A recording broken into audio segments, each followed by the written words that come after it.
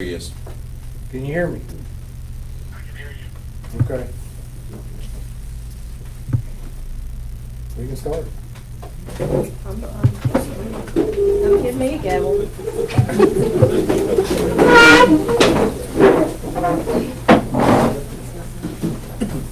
Heavenly Father, we thank you for the many blessings that you've given us. Lead, guide, and direct this committee, dear Heavenly Father. Give us just a bit of your infinite wisdom as we make decisions to govern the school system and our most precious blessing that you've given us, and that's our children. Please protect our children and our faculty and everybody that has anything to do with our schools, dear Heavenly Father, as we go through the day today. Dear Heavenly Father, when we break for our Christmas vacation, we pray that we'll keep everybody safe there as well. These things that we pray. Amen.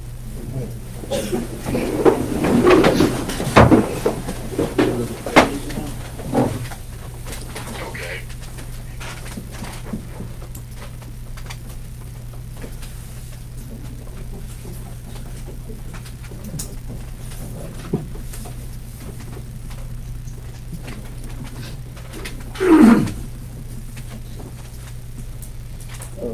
Get your Android phone. It's not recorded.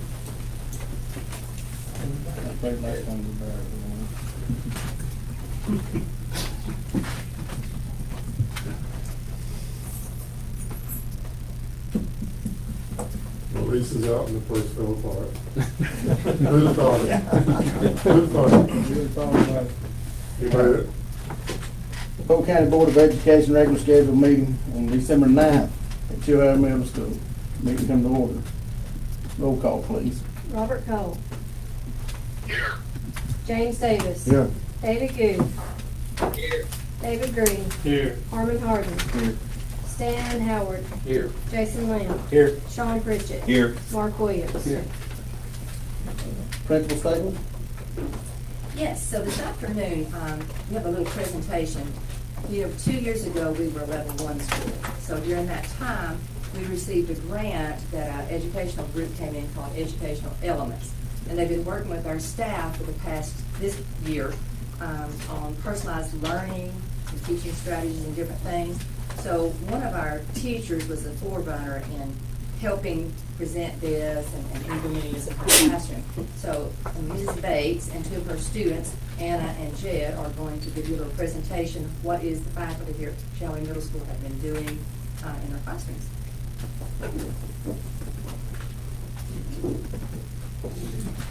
Okay, so my name's Stephanie Bates, and I teach 7th grade English here at Chilhowie.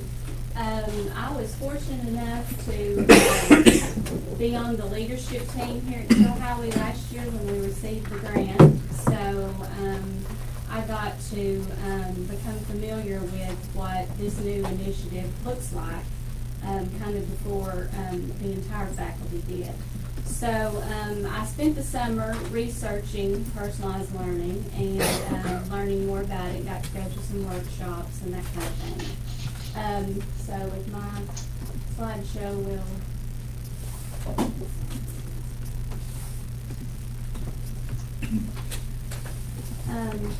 okay, so I just want to kind of introduce you all to personalized learning and show you some things I'm doing in my classroom. So why personalized learning? The world is changing and our schools need to continue to transform. So I've been teaching over 20 years, and if you've been teaching for any amount of time, you see there's lots of shifts and lots of different things that come down the pipeline in education. This initiative makes more sense to me than something that I've seen in a long time. I was trained to be a pretty traditional teacher and have taught pretty traditionally through the years.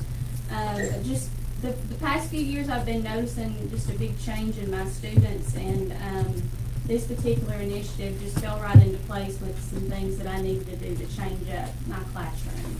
So those of you who teach also know that students are a lot different than those that we saw 20 years ago.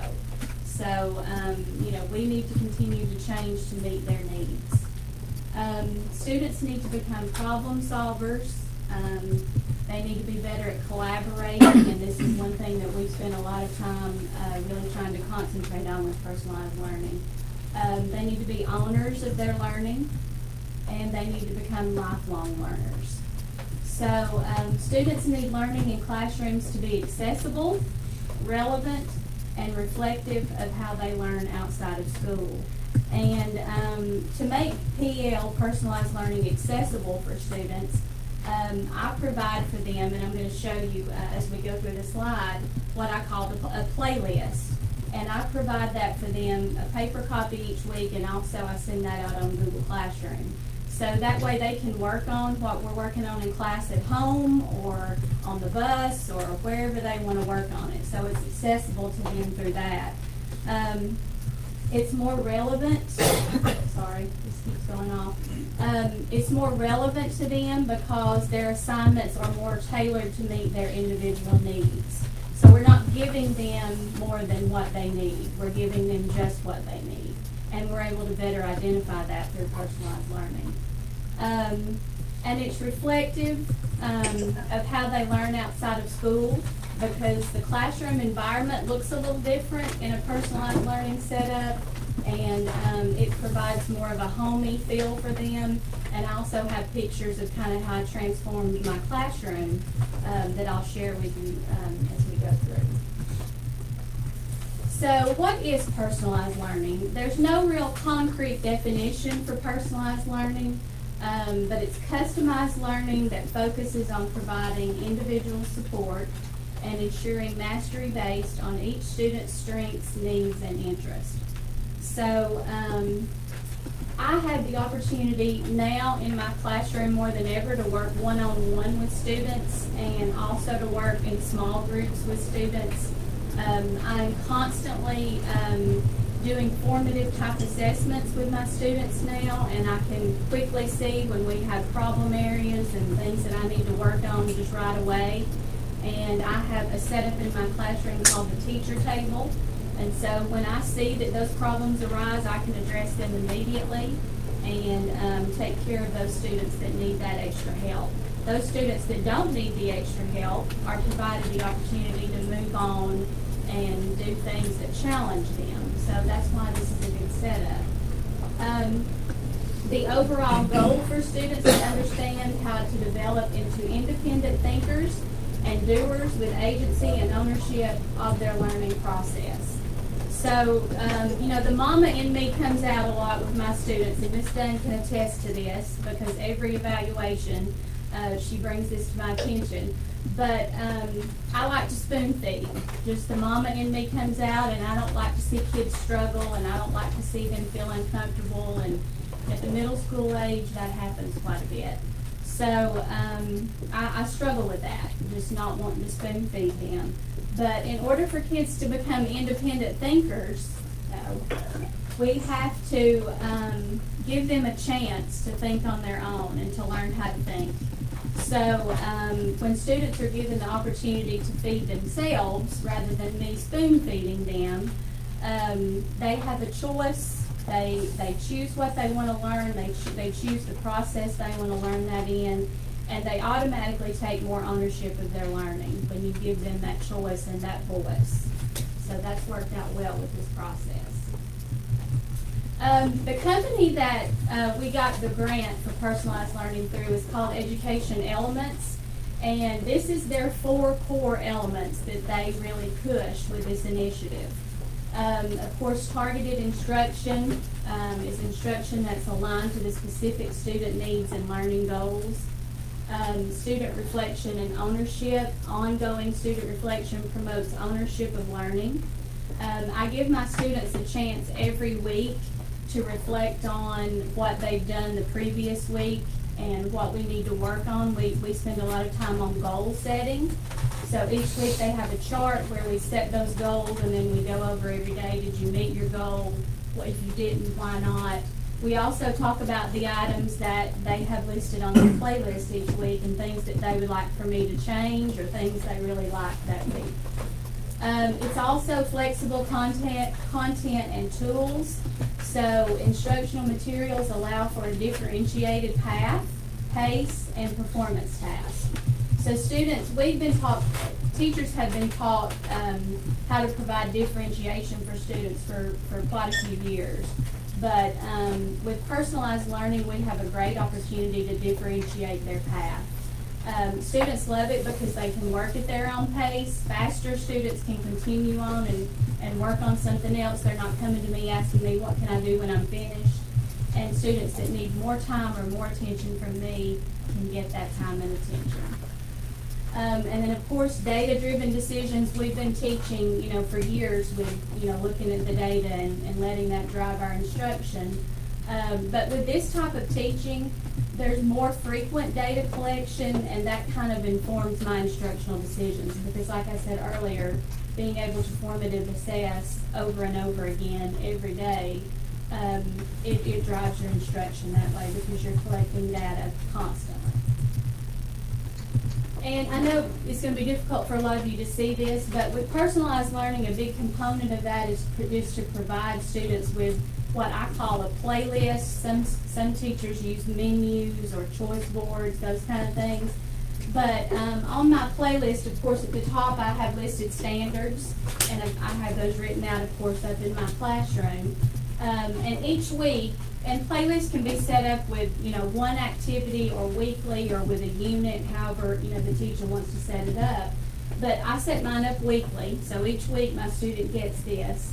And the way I set it up is I set it up on a point value basis, and it's broken down into DOK levels, which is the depth of knowledge levels. So obviously the lower the depth of knowledge, the more simple the activity is. And the higher the depth of knowledge, that's where they really have to think and create things on their own. So that's broken down, and so each activity that I give them has an actual point value. So what I do each week is I bump that point value up. So I force students to do some of the higher level DOK activities. So they're forced to do a DOK 4 in order to earn their point value for the week. So that forces them into the greater thinking and the more rigor that we look for now for students. Also, each week I have a goal chart at the bottom, like I was talking about earlier, for them to set their goals for the week.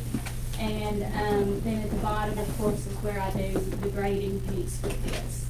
But students love having this at the beginning of the week each week to see this is what I have to do this week, this is what I have to accomplish. There are must-do and may-do items each week so that students know, okay, this is what I have to do, this is what I have to accomplish, and then these are my choices, my may-dos. So that's how the playlist works. Okay, now the other big component to personalized learning that I really like is flexible seating. So this is my classroom. I went to Miss Dunn back in the summer and said, hey, I would love to transform my classroom. I can't do a lot with these one-arm desks. And she told me, well, I can give you $150. And I thought, I wonder how many tables I can buy with $150. And turns out I couldn't even buy one. So luckily I had some handymen at my house who can build.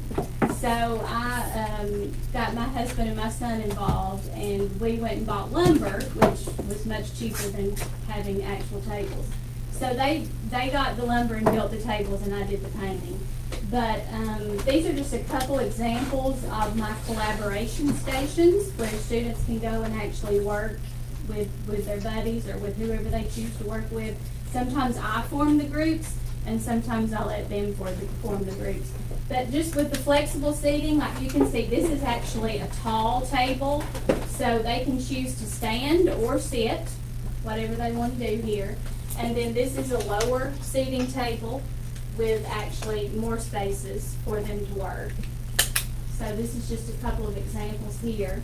And then I also have independent stations because I do have students who choose to work independently, and that's perfectly fine. But I provide, this is a narrow, some black tables that I have against my back wall, so they can choose to go there to work independently. Or I have, this is what I call my soft seat area. So this is where I have students who come and they can sit in a beanbag or they can sit on the couch and have those seats as their soft seat area. So these are my independent stations. And then this table right here is another call table. This is where I usually sit with my students to work on things if I need to pull them over or I'm teaching a small group lesson.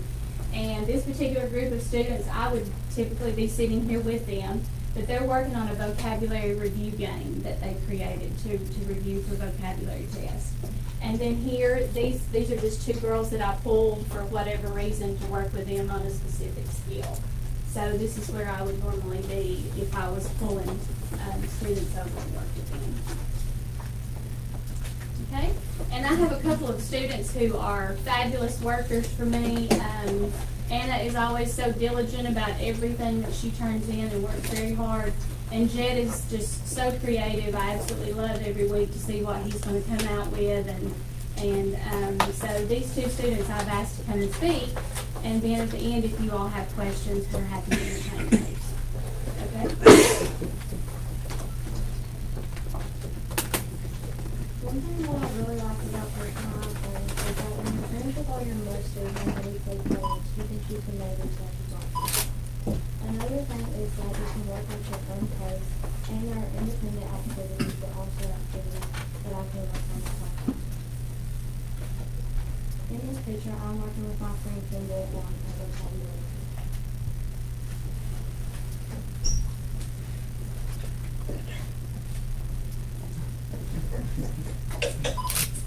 I like having a choice of the time that I work on each day.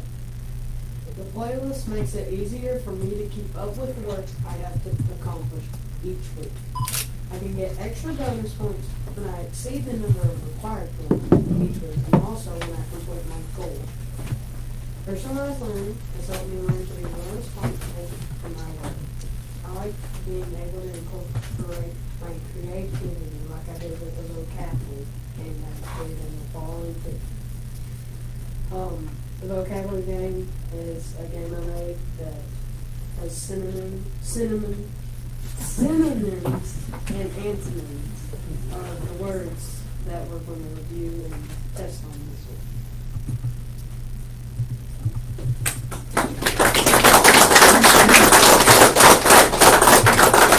So that's all we have. Do you all have any questions for us?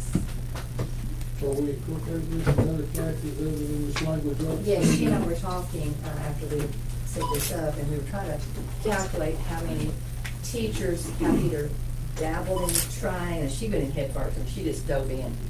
But we have some that are maybe just starting it, some who are half-half.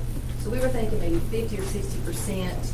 So we still have a few that are still uncomfortable with what to do and how to do that. But we still have over a half a year. The company will come in 2 or 3 more times and work with us and work on that. So yes, the majority of the teachers are at least trying. Ms. Bates, with your routine, because I know this probably had to be in the very beginning a little bit hard considering you have the different areas. I know classroom discipline and trying to set those norms. Was that a difficult process? Yes, it truly was, and you know, we come from, like I said, a very traditional style of learning for the most part at Chilhowie. So I spent 2 weeks we did a lot of talking about growth mindset, because we all know that, you know, especially when we're trying something new, we have to be okay with failure. So we, you know, talked a lot about, you know, this is what we're going to do. We're all going to make mistakes. In the beginning, this may not look pretty to all of us. This is going to be a learning curve. And so we spent a lot of time talking about growth mindset. We spent a lot of time talking about classroom management, how to effectively collaborate with each other, because that's just, you know, just having a general discussion with each other about a topic. You really do have to teach kids how to do that. And so I learned a ton just the first 2 weeks, seeing this, what's going to work, what do I need to tweak. And Ms. Dunn knows this, for the first couple of months of school, I never sat down at all. Like, I literally was up the entire time, moving and roaming and training. And so you do have to have on the front end a great deal of time that you're willing to sit down and just, you know, look at what you did great this week, look at what you need to change, and be okay with that. And your students need to be okay with that. So, but we've got it now, and we're moving forward, and of course, we still tweak things that need to be tweaked and move on from there. But I think the students are trained and moving forward at a good speed at this point, so. You had mentioned discipline. I had a teacher who decided Thanksgiving she was ready to jump in. And so she created her, I think she calls hers a menu. And I had gone in her classroom just to sit and observe.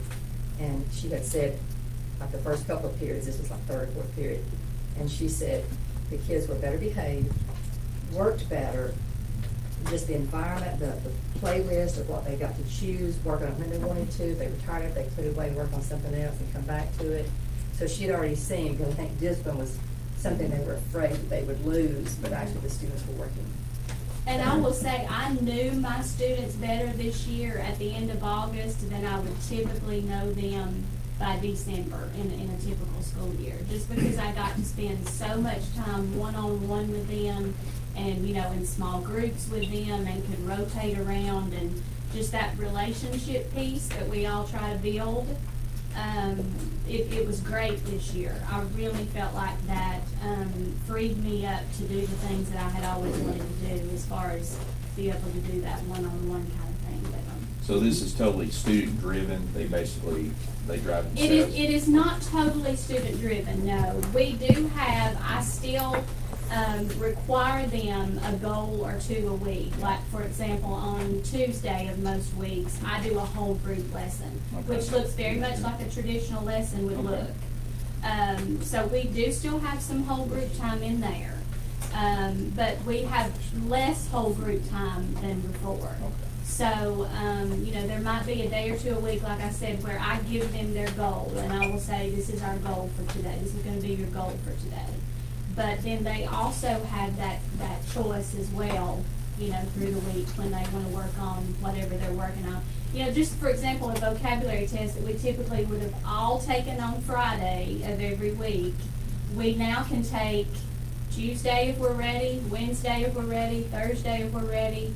You know, so it really frees them up to be able to do that and then move on to another task if they're ready. So I no longer have those kids who are kind of stuck in limbo with, okay, I'm finished, what do I do next, kind of thing. There's no more of that, which is wonderful, you know, to be able to challenge those kids who need to be challenged and provide remediation for those that need it. Now, so the product that they make, like, do they have a goal and they have to develop a product that they have to make? Do they have a choice in like what kind of product they want to make and all that? Sure, Sure. That's differentiation. That's pretty cool. Yes, absolutely. Great. That's the part of the fact that she was saying, you don't have kids sitting and waiting. So Yeah, that's a so good that gives them differentiation the next factor level. also. Yeah. Good deal. I'd like to brag too on Miss Bates. She says little tweaks here and there. She has done an excellent job on speaking with the students on what they needed, how they wanted to learn, and if they needed more whole group, if they needed less whole group, if they wanted to roll with it. She has done really good at modifying that playlist, and it's a lot of work. She's put a lot of effort into this. It's really been well worth it, I can say.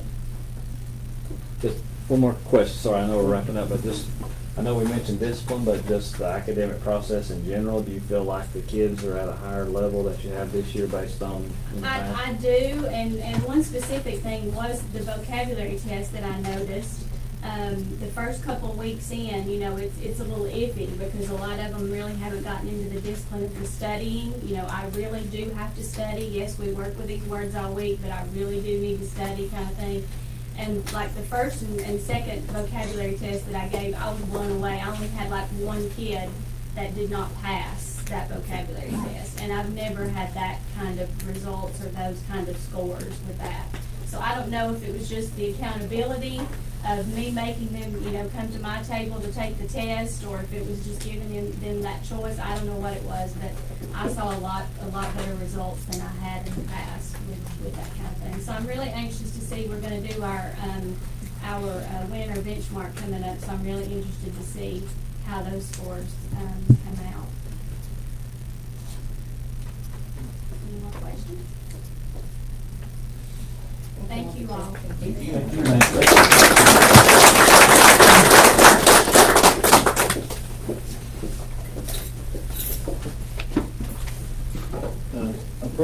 consent agenda. Move to approve. Do I have a second? Second. Any questions? Roll call, please. Robert Cole. Yes. Hang on. Don't sleep. No, Okay. it's that river and going, yeah. James Davis. Yes. David Good. Yes. David Green. Yes. Harmon Harden. Yes. Stan Howard. Yes. Jason Lamb. Yes. Sean Pritchett. Yes. Mark Williams. Yes. Number one, discussion action regarding approval of backflow meter valve installed at Benton and Chilhowie. You can take a look at the last page in your booklet.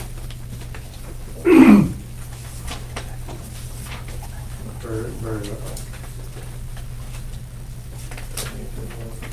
If it's in That's it. It's You've already been seeing a load from getting more work.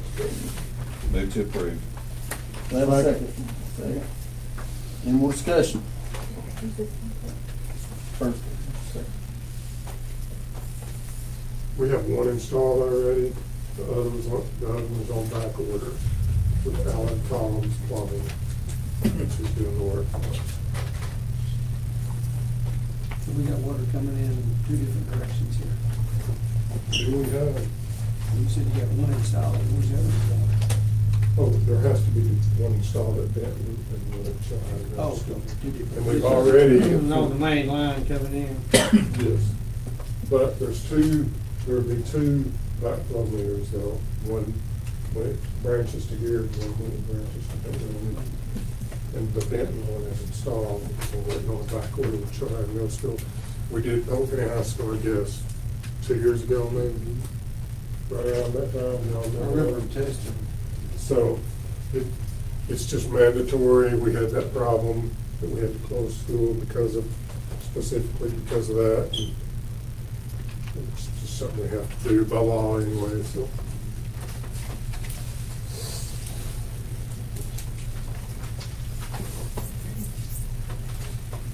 Okay.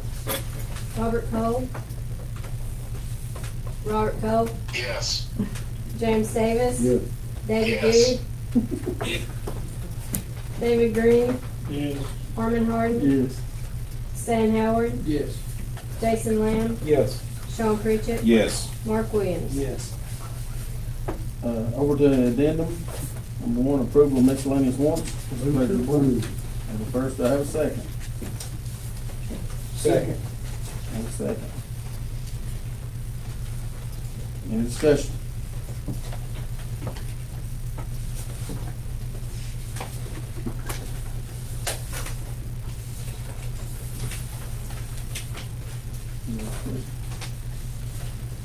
Roll call, please. Robert Cole. Yes. James Davis. Yes. David Good.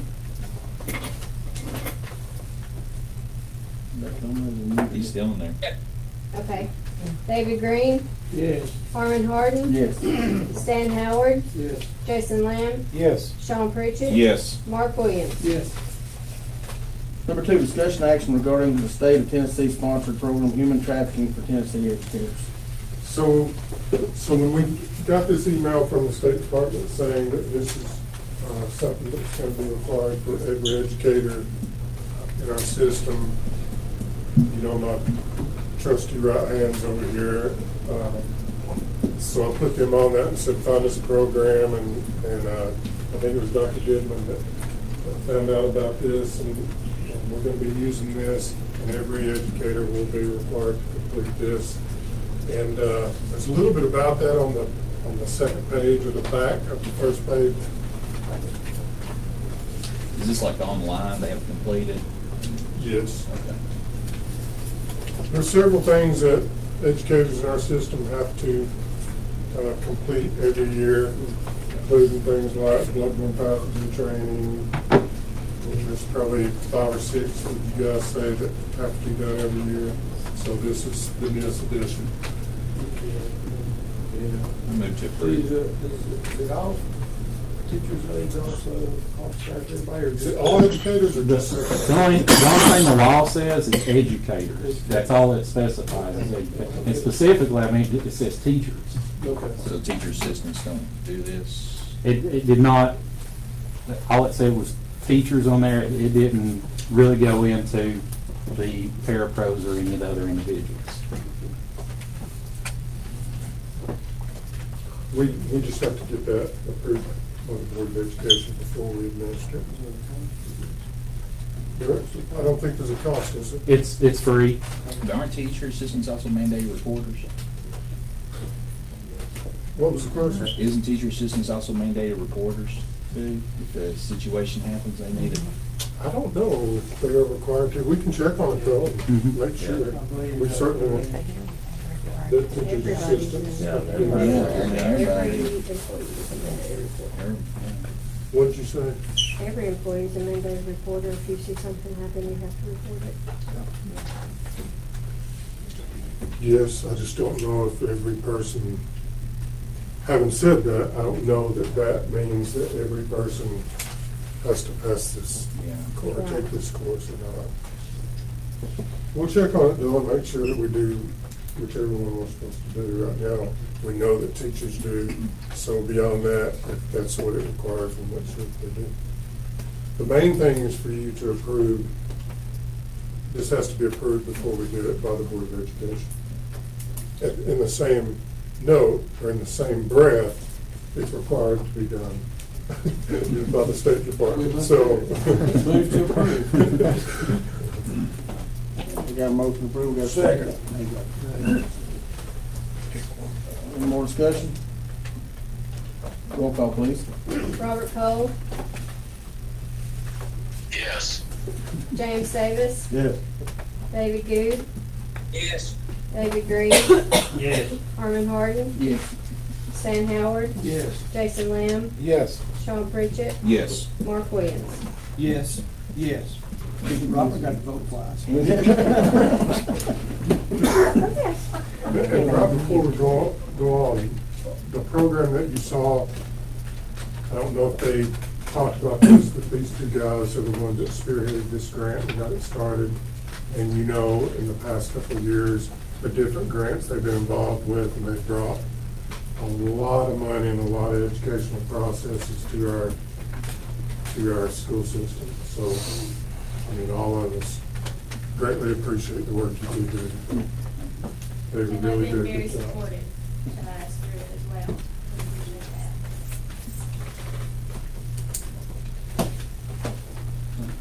All right, the information, school assessment, the architect. Give us some information. Yes. Get it put on.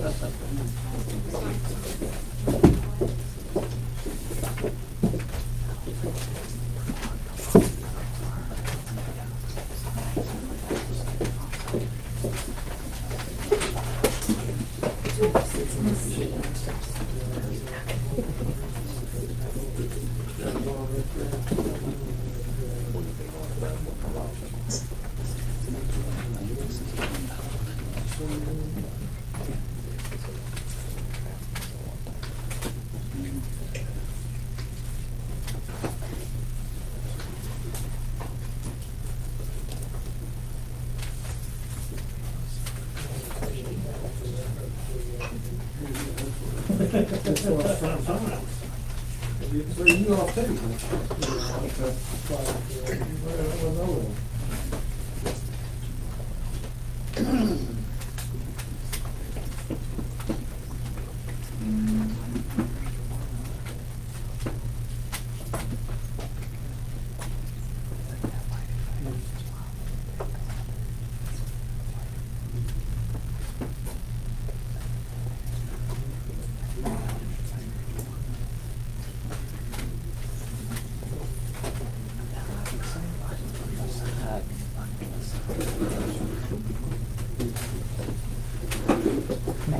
Good evening, Mr. Good, Mr. Cole, can you hear me? I'm Bill Steverson with MBI Companies. We've met before. I'm an architect, and I'm president of the company. With me tonight is Angie Lyons. She's also an architect with us, and then, of course, everybody knows Dennis. And we're here to talk about facility assessment for 3 schools: Benton Elementary, Copper Basin Elementary, and Chilhowee Middle School.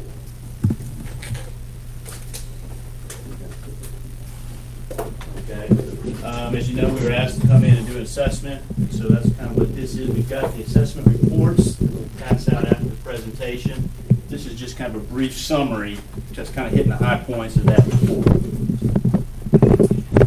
Before we do that, let's talk about the process we went through. Basically, it's a 4-step process. First thing we did is a physical building assessment, walking the building. Second one, we got some user input from the staff, principals, users of the school. We evaluated that data together, and then we came up with some recommendations. So physical building assessment, basically we walk the school, we observe physically the condition of the school, not only the structure, but the mechanical systems, the electrical systems, those types of things. We looked at the building capacity. Is there enough room space for the students that are there? We looked at the utilization of the current space that they do have, the educational adequacy of these spaces, where the classes be able to handle the curriculum that the teachers wanted to teach. And we looked at not only the building, but also the campus area, the area surrounding the building itself. And then we took all that and we had a scoring system that we put together. And then the second part is the user input. And so that's equally important. As we go through the building, we look at the physical structure, but we really need to talk to the people who are there every day. So when we go to the schools, we want to talk to the principals, we want to talk to any staff, we want to talk to the SROs. We also make surveys that we distribute to the administration and to the staff so that they can give us additional input. Not only things that we don't want to miss as we walk through, but what the experience of being in the building is like. And so after we do this, we create a list of the areas and items of concern, not only from the interviews, but from the physical piece too. So the evaluation of the data, like I said, so we get all the information from being in the building, and we get the information from talking to the people, and we compare these items that we've identified.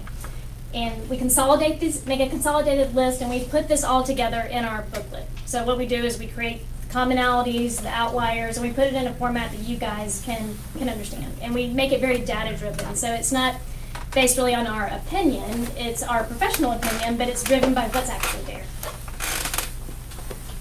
And then the last part is we take all this, we take the evaluations, and we look at, the areas of concern, the areas that need to be fixed, updated, addressed.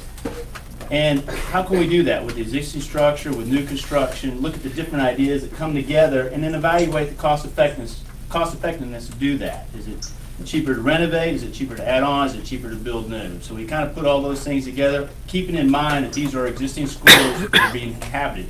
So to come in and do renovation work or construction work while they're inhabited is very difficult. So again, we looked at the 3 schools, and we'll start with Benton Elementary School. Looking at the strengths of the school, basically the proximity of where it's located and the fact that it's right adjacent to the middle school. Okay, two pretty good strengths to have. Weaknesses, lack of a secure entry, actually lack of security around the building in general. The roof.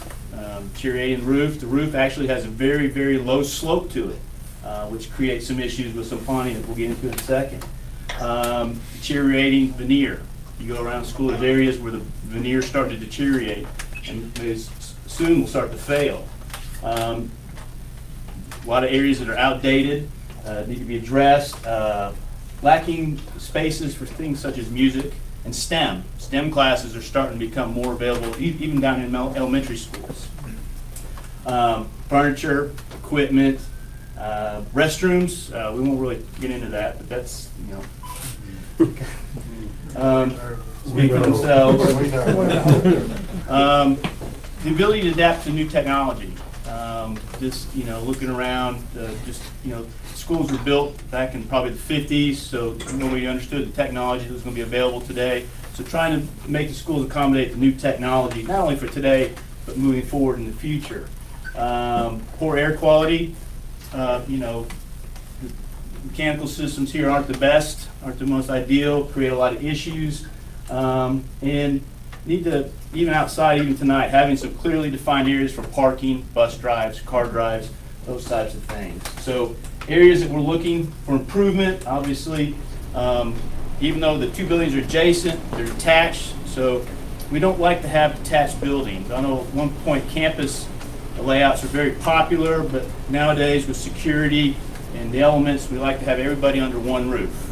So kind of enclose everything together, have a secure main entry that once school starts, nobody can come in unless they go through the office. All the other entrances are secure, nobody can come in without some sort of an access pass.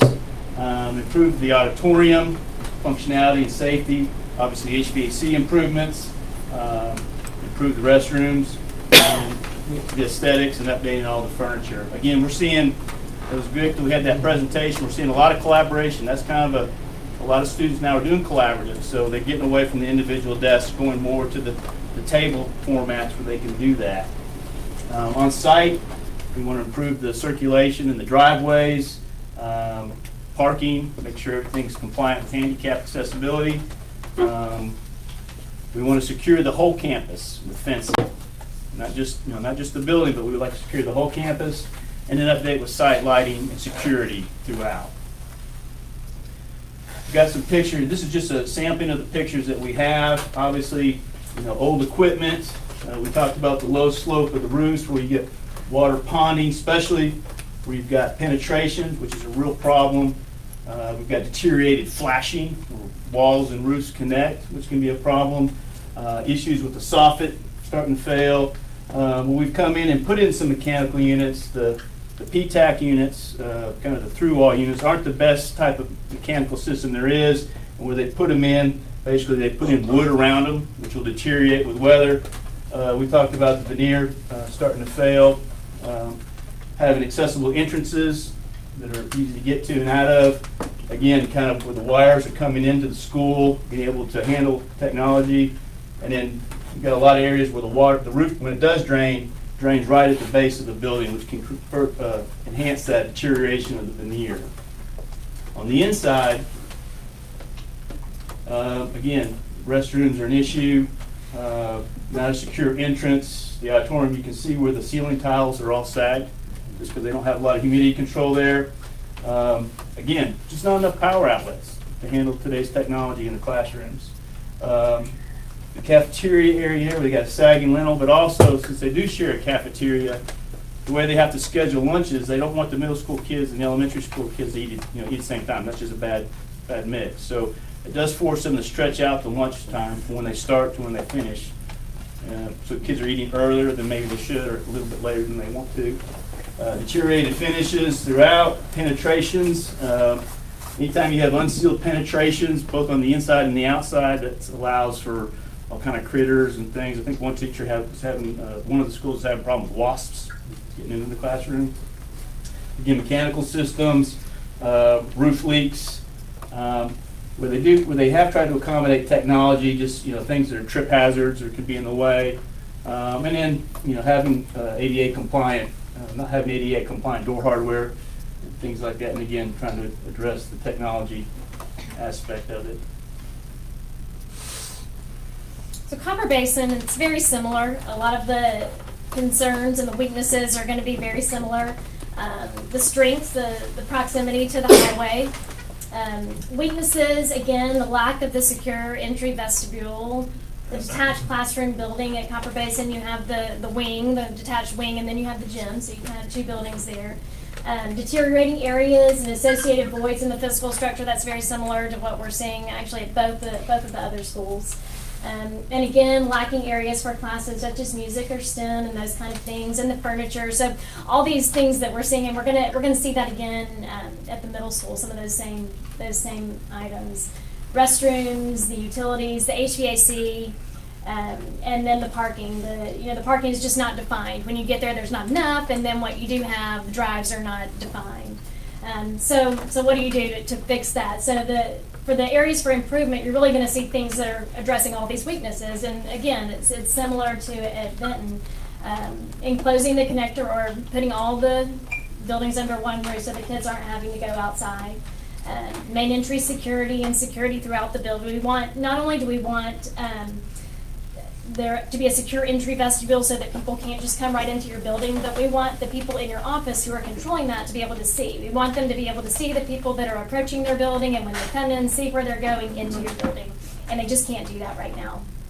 Improving the gymnasium for functionality, HVAC improvements throughout the building, the restrooms, the aesthetics, the furniture, all those things that just are not addressing how the students are learning and teaching right now.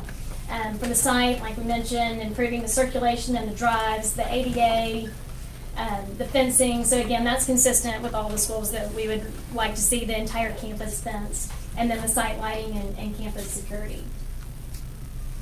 So these are some examples over at Copper Basin. Again, just kind of a snapshot of some highlights there where you're able to see that, you know, some of this is deteriorating. We have all kinds of things draining there. Again, these unsealed connections. The parking, where the parking is adjacent to the building, that's a concern not only from security, really. I mean, you don't want those cars right next to your building. Drainage, stormwater management, obviously things just draining in places the way that they should not be, and then the utilities that are kind of just running everywhere.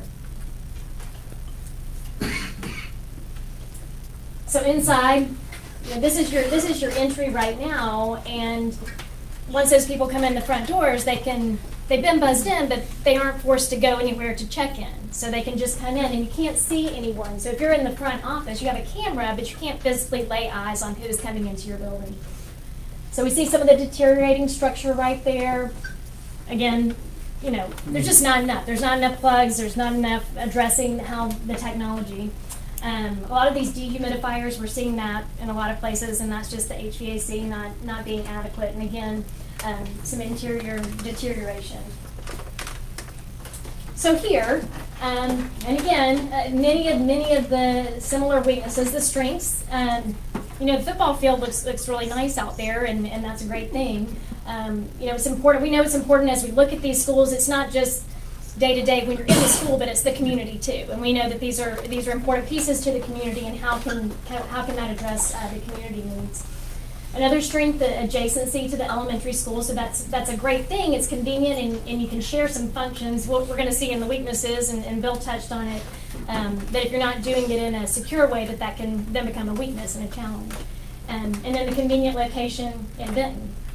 So the weaknesses, again, secure entry vestibule, the gym, the fact that it doesn't have air over there, and the kids have to go outside to get there, and it's wide open, and there are classes over there too. So the kids, it's just kind of a wide open space that anybody can come and go. Deteriorating areas and associated voids in the structure, and it's just dated overall. Lacking areas for classes such as music and STEM, and getting into science and those kind of things. As we get into middle school, we expect to see a science lab that functions, and those kind of things, and that's lacking in a lot of ways. So old outdated furniture in the restrooms, utilities for modern technology, and that goes into all the outlets and things that are lacking. HVAC, and again, the auto access and parking and buses and that kind of thing. Areas for improvement.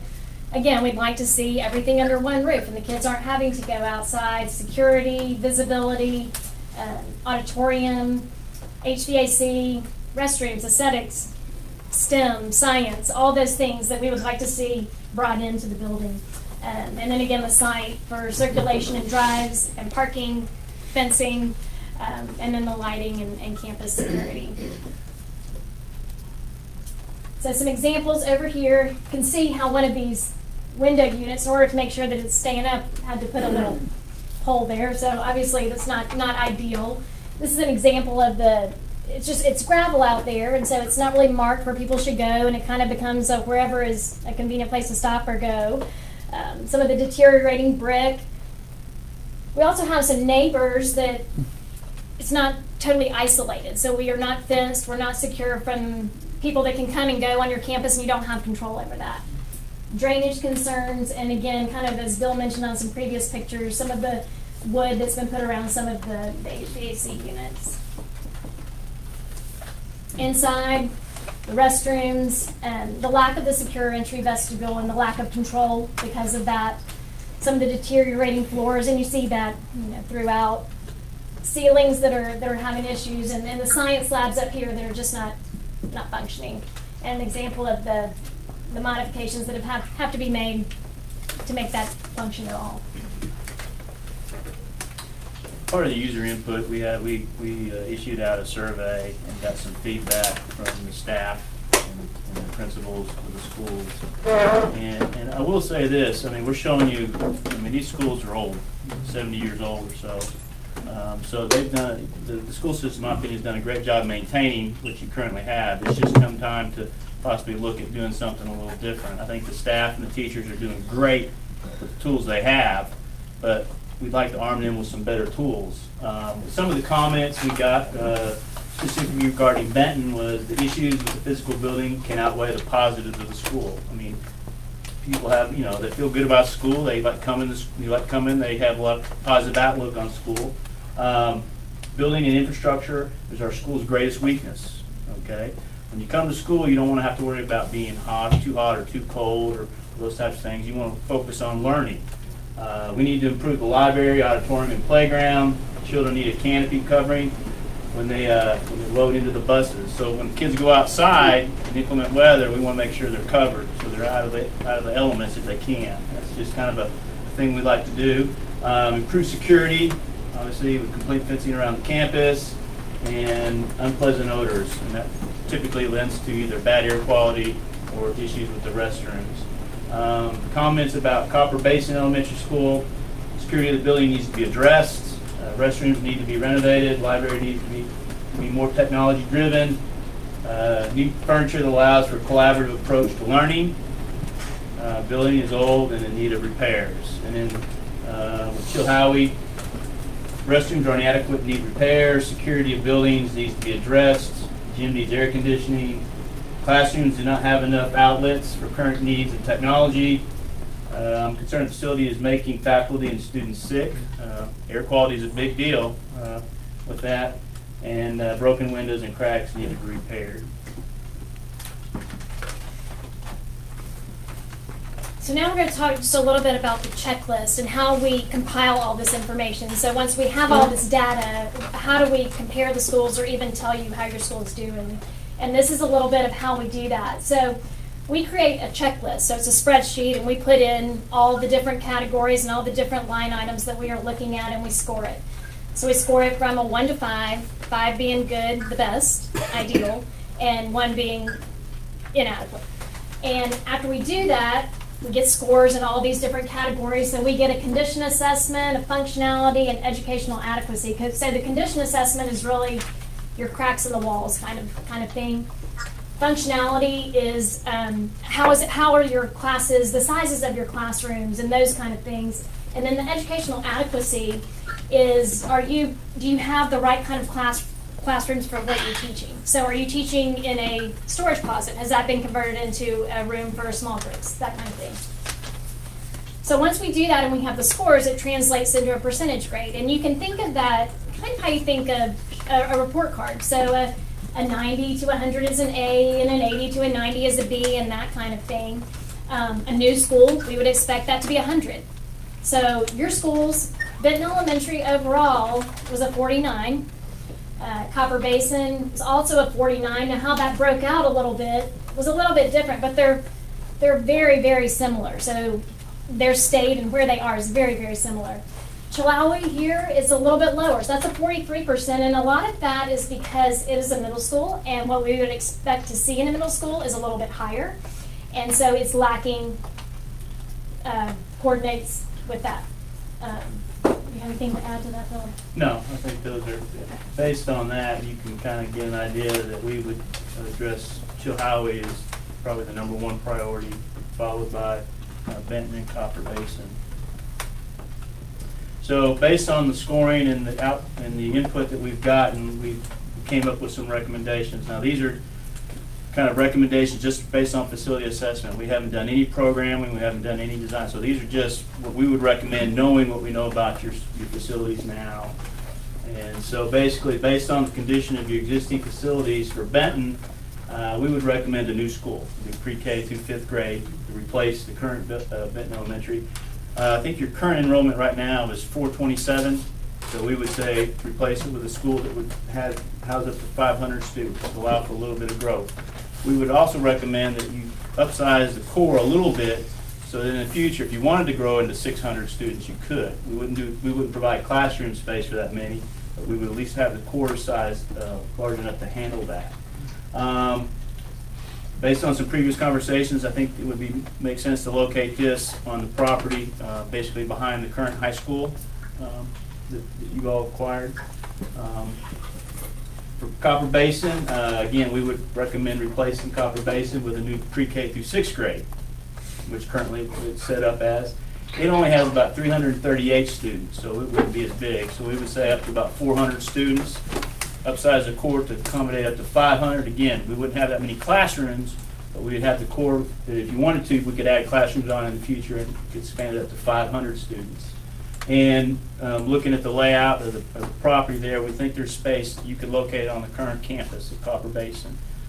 While the existing school is still in operation, we could build a new school. And then for Chilhowie, we would recommend a new middle school, no less than 400 students. I think we're at 380, I can't remember, 87, I think, something like that. So we would say 400 students, core big enough for 500. And again, we would recommend, based on the way it functions now, locating it on the same piece of property that the new elementary school would be located on.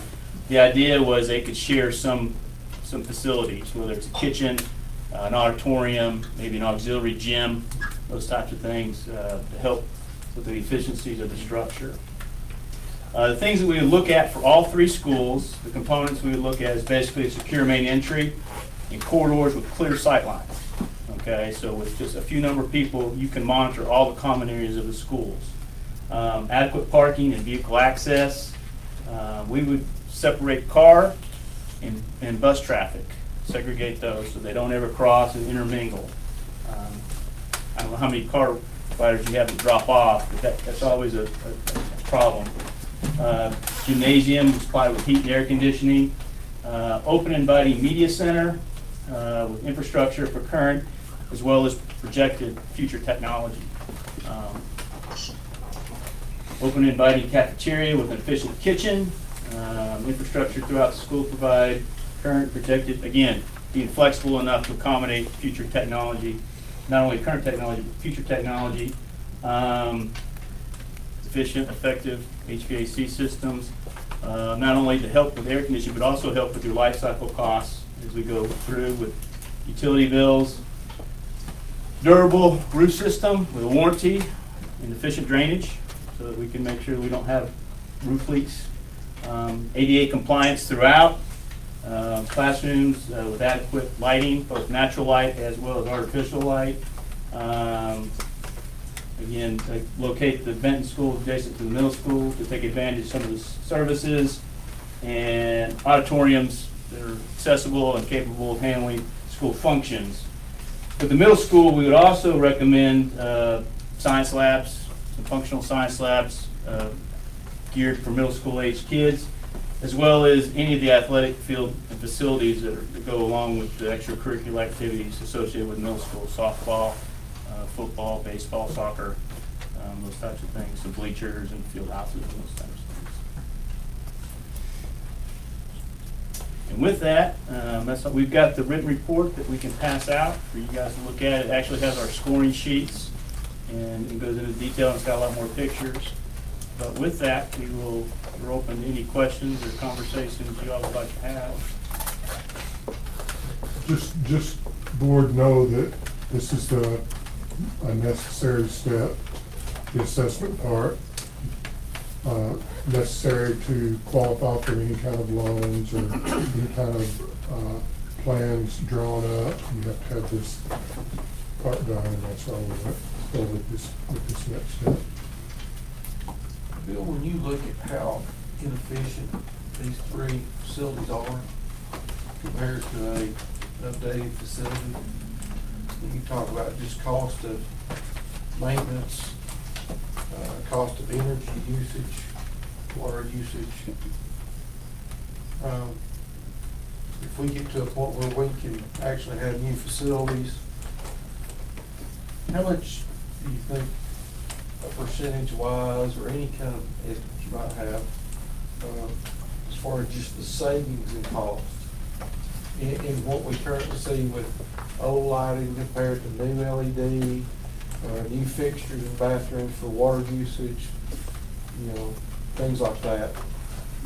We, our standard, we've done a lot of schools, and I think a lot of things are inherent in a lot of different ideas. It's the systems. You know, do you put in a geothermal HVAC system or a conventional system? Geothermal is going to be more money up front, but it's probably going to pay for itself in about 7 to 10 years, just in your energy savings. LED lights, you know, 8 years ago, it was kind of, I don't know, they're kind of expensive. Now the cost has come down so much that it's a no-brainer, okay? And a lot of things, just the simple geometry, the shape of the building. We find, you know, the most expensive part of a building is the exterior wall. And so if you can limit the amount of exterior wall you have compared to the space that encapsulates it, not only does it help with energy usage, because you kind of compact there, but it also helps with construction costs. We've done several very efficient schools, and basically it's the shape, the building's the shape of a rectangle. It goes up fairly easy, fairly quickly.